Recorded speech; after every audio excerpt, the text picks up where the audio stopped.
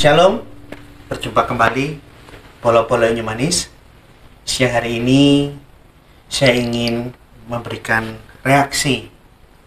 Saya kaget ternyata rekaman pengajaran Islamologi yang saya berikan di STT Rai dikutip oleh banyak YouTuber mengenai adanya gambar Maria dan Yesus di Ka'bah digabungkan dengan cuplikan pernyataannya Buya Syakur di kantor di polisi, akhirnya menjadi viral. Dari sini saya baru tahu, wah ternyata banyak umat muslim yang jarang membaca kitab-kitab sirah. Pada waktu saya memberikan 2 kali, saya memberikan pernyataan yang sama tentang di dalam Ka'bah ada gambar Maria dan Yesus. Bedanya, saya membacakan literaturnya. Di saat saya mengajarkan hal itu, saya dijabri oleh banyak orang, diskusi di grup. Loh, apa yang Pak Gracia sampaikan kok sama dengan Buya Syakur? Di saat itu malah saya belum tahu, belum lihat Buya Syakur. Saya katakan, Buya Syakur ngomong apa? Buya Syakur juga mengatakan yang sama seperti Pak Gracia. Oh ya, memang itu benar karena kisah ada gambar Maria dan Yesus di Ka'bah itu kisah yang populer di dalam kitab-kitab sirah. Sejak saya memberikan mata kuliah Islamologi yang sama isinya dengan pernyataan Buya Syakur, akhirnya banyak YouTuber yang mengambil memotong penggalan kuliah saya yang saya sampaikan di STT Rai. Saya jelaskan bahwa memang di tanah Arab sebelum Islam sudah ada penyembahan terhadap Maria. Maria adalah istri Allah yang punya anak Yesus, sehingga Allah, Maria, dan Yesus disembah sebagai 3 dewa sekeluarga. Dan termasuk adanya gambar Maria di Ka'bah. Silakan lihat cuplikan berikut ini.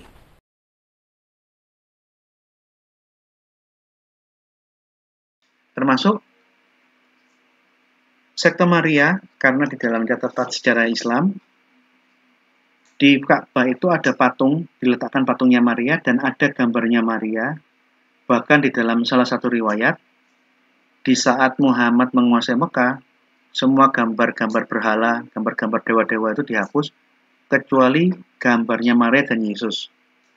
Dan menurut catatan Bapak Gereja, nah ini enak, riwayat baik dari Islam dikonfirmasikan cocok dengan catatan sejarah dari pihak Kristen ini baru bagus. Karena kalau kita hanya menggunakan satu sumber dari satu pihak saja, cenderung kurang objektif. Karena pihak pemenang cenderung membenarkan dan menutup-nutupi kesalahan. Sedangkan pihak yang dikalahkan cenderung dia lebih mengeluarkan data-data kekejaman dan hal-hal yang biasanya disembunyikan oleh catatan sejarah pihak pemenang. Jadi biasakan kalau kita ngomong sejarah yang data dari kanan dan kiri dibuka semua, supaya kita dapatkan gambaran yang realnya seperti apa dari berbagai pihak yang berkonflik untuk masalah itu. Sekarang kita lihat, sebelum zamannya Muhammad, bahkan 200 tahun sebelum Muhammad lahir, sudah ada sekte bidat Kristen penyembah Maria.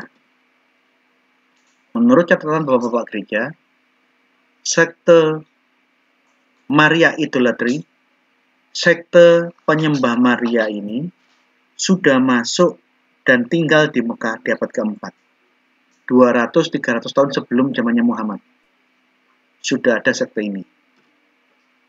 Di mana di dalam ajarannya sekte penyembah Maria ini, dia mempunyai bukan Tritunggal, tapi ajarannya seperti ini. Allah mengawini Maria yang manusia, sehingga lahirlah Yesus, yang dia setengah Allah dan setengah manusia. Jadi Allah Bapa yang ilahi, yang divine, menikah bersenggama dengan Maria yang insani, yang human being, dan lahirlah anaknya Yesus, separuh ilahi, separuh insani. Ini ajaran mereka. Ini sekte bidat Kristen Arab. Ini kepercayaan orang-orang wanita Arab di abad keempat yang masuk ke Mekah abad keempat.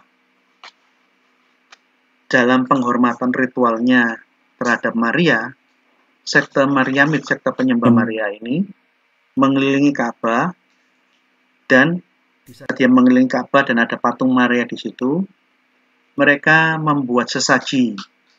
Sesajinya itu khas, harus itu, tidak boleh yang lain. Sesaji yang khasnya kelompok penyembah Maria ini apa? Sekte-sekte bidat wanita Arab ini membuat kue yang tipis dan pipih. Kue bundar yang pipih. Namanya di dalam bahasa Yunani kolidri. Oleh karena itu sekte penyembah Maria, sekte Maryamid ini,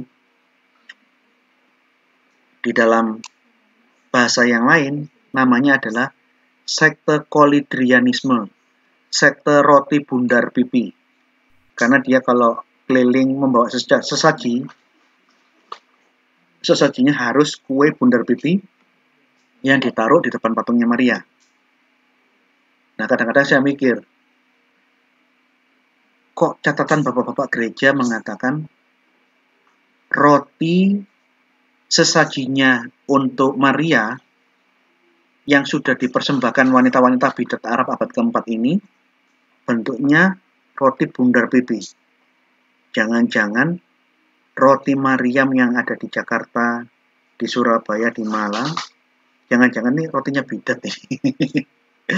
Tapi saya cuma hanya berandai-andai ya. Karena saya melihat kesamaan wujud. Ada roti Maryam, kira-kira roti Maryam itu tahun 2005 itu baru mulai dipromosikan. Pada waktu roti Maryam itu mulai dijajakan secara franchise di Surabaya dan di kota-kota besar, saya tuh cuma geleng-geleng, saya tertegun. Oh, roti Maryam itu ternyata wujudnya bundar pipi.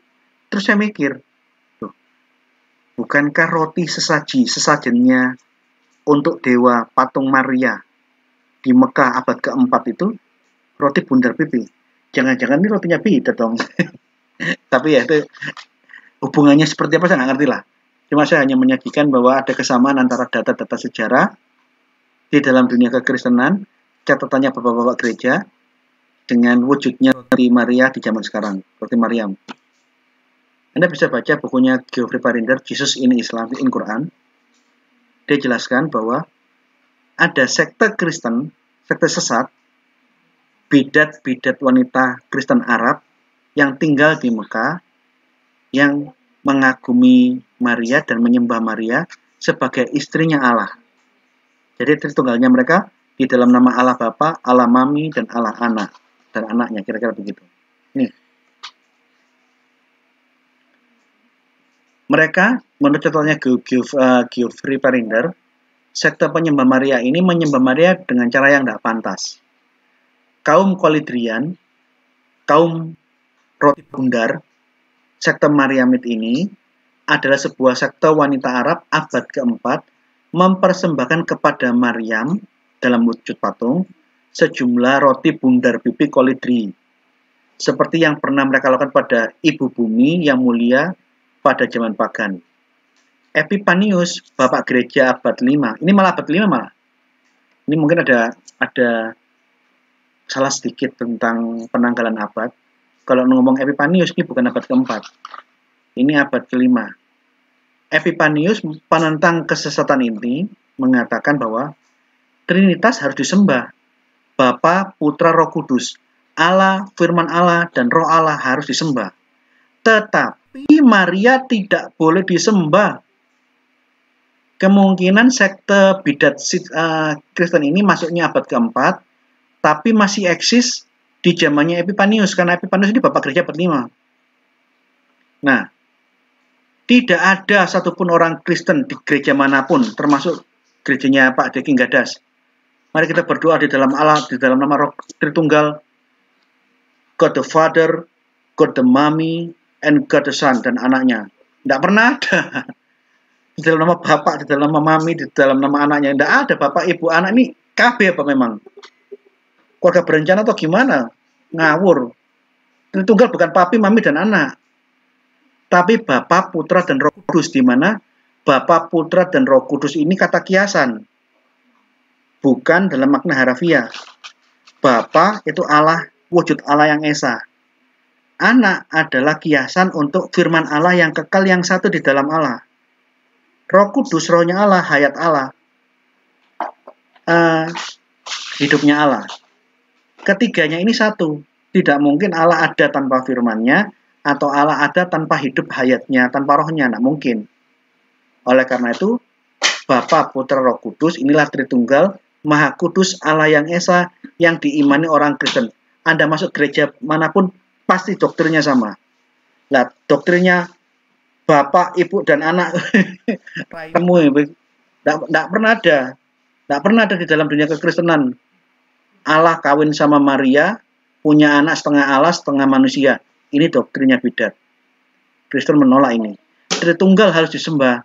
Maria, sehebat-hebatnya Maria, sebagai perempuan yang melahirkan sang juru selamat, tidak boleh disembah. Jadi, Tritunggal, Bapak, Ibu, dan anak ini bukan Tritunggal yang diimani orang Kristen. Ini bidat, ini sesat. Dan inilah yang kelihatannya yang masuk di dalam Quran. Di dalam tulisannya Geoffrey Parinder, penyembahan terhadap Allah, Maria, dan Yesus, inilah yang dikritik di dalam surah Al-Maidah nomor 116. Di dalam surah Al-Maidah, dan ingatlah ketika Allah berfirman, hai Isa, putra Maryam, adakah kamu mengatakan kepada manusia, jadikanlah aku dan ibuku dua orang Tuhan selain Allah. Isa menjawab, Maha suci engkau. Tidaklah patut bagiku mengatakan apa yang bukan hakku mengatakannya. Jika aku pernah mengatakan, maka tentulah engkau mengetahui apa yang ada pada diriku, dan aku tidak mengetahui apa yang ada pada diri engkau. Sesungguhnya, engkau maha mengetahui perkara-perkara yang gaib-gaib. Kemungkinan besar, menurut analisnya Geoffrey Parinder,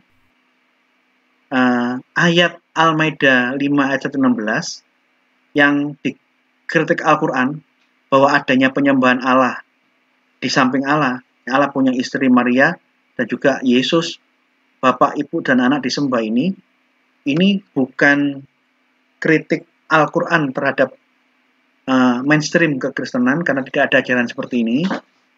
Ini kritik Al-Quran terhadap penyembahan berhala yang ada di Mekah, yang tidak lain adalah sekte penyembah Maria, sekte Mariamid atau Serikolidrian yang ada di Mekah. Nah, mengenai ayat ini pun juga ada masalah juga loh. Kalau adik-adik mahasiswa perhatikan, ayat ini menurut Muhammad Ahmad Khalafullah, salah satu ulama dari Maroko, dia mengambil strata 3, S3 tingkat doktoral di Al-Azhar, Kairo. Di dalam disertasi doktoralnya, dia memasukkan ayat ini. Bahwa ayat ini merupakan salah satu contoh ayat yang tidak pernah terjadi di dalam sejarah. Karena apa? Kok bisa Allah tidak tahu dan meminta konfirmasi kepada Yesus? Kira-kira gambarannya begini ya. Yesus, Yesus, kamu ya yang ngomong ke orang-orang bahwa jadikanlah kamu dan ibumu dua Allah selain aku. Ya ampun Tuhan, kapan gue ngomong begitu? Gue gak pernah sumpah. Nah ya makanya itu aku kan tanya, aku mau konfirmasi ke kamu. Gak pernah sumpah. Sampai ada yang ngomong aku dan ibuku harus menjadi Tuhan di sampingmu. Oh gue marah nih. Ya enggak sudah. Oke lah. Oke, sekarang gini aja lah, gak usah diperpanjang. Yang penting clear ya, udah jelas. Memang kamu enggak kan ya, kan bisa mengaku enggak kan? Iya, lu kan maha tahu. Masa engkau kan Allah yang maha tahu. Masa kalau saya berbuat ini, masa kamu gak tahu? Oh iya. Gue maha tahu. Yang penting sekarang udah clear. Lu udah memberikan keterangan. Kamu gak pernah kan ya? Sudah. Nah ini yang jadi pertanyaan. Anda kalau baca bukunya Al-Quran bukan kitab sejarah, mengenai kejanggalan ayat ini dan dikategorikan sebagai ayat yang tidak pernah terjadi di dalam sejarah, sampai Tuhan itu meminta konfirmasi kepada Yesus, apakah kamu pernah ngomong nggak seperti itu? Itu bukan ayat yang pernah terjadi dalam sejarah. Tapi di dalam bukunya Muhammad Ahmad Kalafulo itu, dia memberikan penafsiran begini. Tujuan niat ayat itu bukan dari kelogisan narasi, tapi makna di sebalik narasi itu. Makna di sebalik narasi itu adalah bahwa dilarang keras menjadikan Maria dan Yesus sebagai dua Tuhan di samping Allah. Jadi sebagai jawabannya Muhammad Ahmad Kalafulo, yang di awalnya dia mengatakan ini ayat yang tidak pernah terjadi di dalam sejarah, karena tidak mungkin ada Tuhan yang digambarkan tidak maha tahu seperti ayat ini, diberi jawaban oleh Muhammad Kalafulo, Tuhan tidak berbicara presisi di dalam sejarah, karena Tuhan di dalam Al-Quran, menurut keyakinannya Muhammad Ahmad Kalafulo di dalam disertasi doktoralnya, Allah itu berbicara, memberikan wahyu, menasihati manusia di dalam Al-Quran dengan gaya berpuisi. Jadi bukan ketepatan narasi, ketepatan historis yang penting, tapi makna di sebalik narasi itu. Ini jawabannya Muhammad Ahmad Kalafulo. Bukunya bisa dicari di online. Buku yang sangat bagus untuk dipelajari oleh mahasiswa teologi. Ini penting sekali buku-buku ini. Para Madinah itu yayasan yang pernah dipimpin Anies Baswedan. Tapi buku ini diterbitkan oleh Nurkolis Majid, cendekiawan Muslim dari Muhammadiyah, yang memimpin para Madinah sebelum Anies Baswedan. Tapi buku ini sekarang sudah nggak ditarik, tidak ada di toko buku, hanya ada di online, di Tokopedia, di Shopee, Anda bisa temukan buku ini. Jadi, Al-Maidah 116 dipakai oleh orang Muslim dan polemikus Muslim untuk menyerang Tritunggal itu suatu salah alamat. Karena apa yang ditolak di dalam surah Al-Maidah 116 itu juga kepercayaan yang ditolak semua orang Kristen. Bukan saya saja yang menolak. Pak Deki Gadas, gereja-gereja Pentakosta, gereja Katolik, gereja Ortodok, semua menolak ajaran seperti itu. Tidak ada Tuhan Bapak, Tuhan Mami, Tuhan Anak, ngawur itu. Itu keluarga berencana kok dituduhkan, difitnahkan sebagai Tritunggal, itu keliru besar itu. Tidak ada Allah Bapak, Allah Mami, sama Allah Anak, tidak ada. Yang ada Bapak. Maksudnya, Bapak itu istilah sinonim untuk menyebut Elohim. Allah yang Esa, Elohim Esa itu Bapa. Di dalam Bapa berdiam kekal Putra, yaitu firman Allah yang kekal. Di dalam wujud Allah yang Esa, di dalam Bapa berdiam kekal Roh Kudus. Semua ini ada di dalam satu wujud, tiga pribadi di dalam satu hakikat, di dalam satu wujud, di dalam satu entitas. Jadi yang dikritik di dalam surah Al-Maidah 116 itu kritik Quran terhadap bidat Maria, bidat penyembah Maria, bukan tentang doktrin Trinitas, tidak ada hubungannya dengan Trinitas. Sektenya ini sudah masuk di Mekah di abad keempat, tapi tercatat oleh Epipanius di abad kelima sebagai masih eksis. Jadi kira-kira 150 tahunan sebelum Muhammad lahir, penyembahan terhadap Maria, seperti yang saya jelaskan di atas, ini sudah ada. Jadi ini bukan sesuatu yang baru. Orang terekam di dalam Al-Quran kok. Nih. Di dalam literatur Islam, masih di dalam buku yang sama, di dalam bukunya Jesus in Islam di Geoffrey Perinder, di halaman 93, Muhammad punya rasa penghormatan yang mendalam terhadap Maryam sebagai ibu Yesus. Bahkan, ahli sejarah Makkah yang tertua, Asraqi, yang meninggal di abad 9, lebih tua dari Ibnu Hisham, tahun 858, mengatakan, di Ka'bah pada waktu itu, pada lajur yang dekat dengan pintu, di arah yang dekat pintu, terdapat sebuah gambar Maryam dengan Yesus di lututnya. Ketika Muhammad memasuki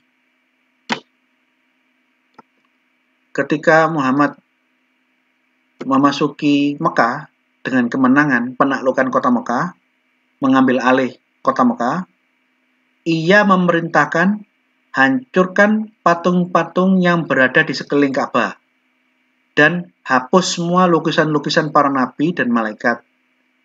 Namun dikisahkan bahwa ketika para pengikutnya mulai membersihkan, mencuci lukisan-lukisan nabi, dewa-dewa, malaikat-malaikat di sekeliling Ka'bah itu dengan air dari sumur Zam-Zam, Muhammad SAW meletakkan tangannya di atas gambar Yesus dan Maria, lalu berkata, "Cucilah semuanya kecuali apa yang ada di bawah tanganku."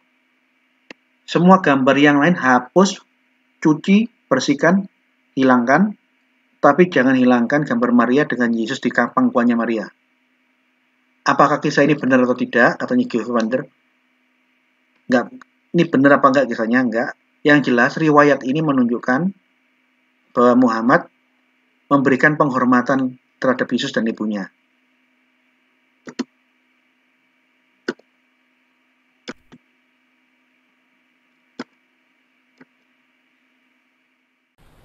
Nah, setelah bagian ini dipotong dan menjadi viral, menjadi pro kontra di kalangan umat muslim, saya mulai ngeh, oh ternyata kisah ini yang sangat populer di dalam berbagai literatur sirah jarang dibaca oleh kebanyakan umat muslim pada umumnya.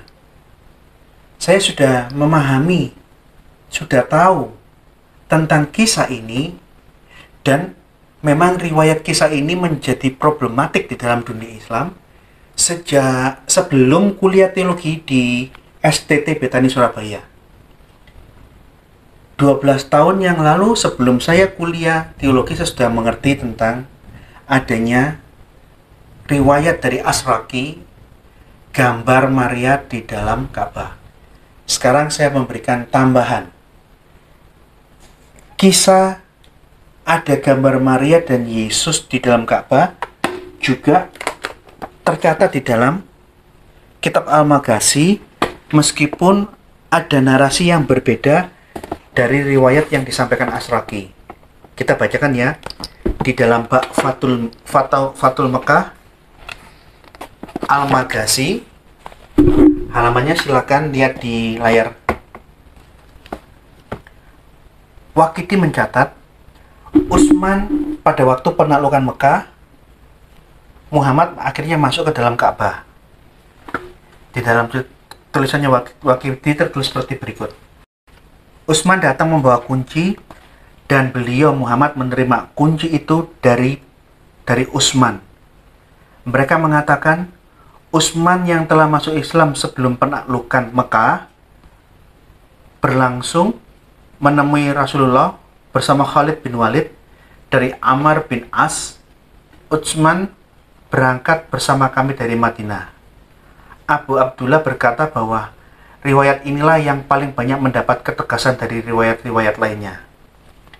Mereka mengatakan, sesungguhnya Rasulullah mengirim Umar bin Khattab bersama Utsman bin Talha dari Batsa, memerintahkannya untuk datang dan membuka pintu Ka'bah, serta menghapus semua gambar tanpa sisa. Mereka tidak boleh meninggalkan satu gambar kecuali gambar Ibrahim. Saat ia memasuki Ka'bah, ia melihat gambaran Ibrahim sebagai pria tua yang besar sedang mengundi dengan menggunakan anak panah. Dikatakan juga, Rasulullah memerintahkannya untuk tidak meninggalkan satu gambar pun untuk menghapus semuanya. Tetapi Umar meninggalkan gambar Ibrahim.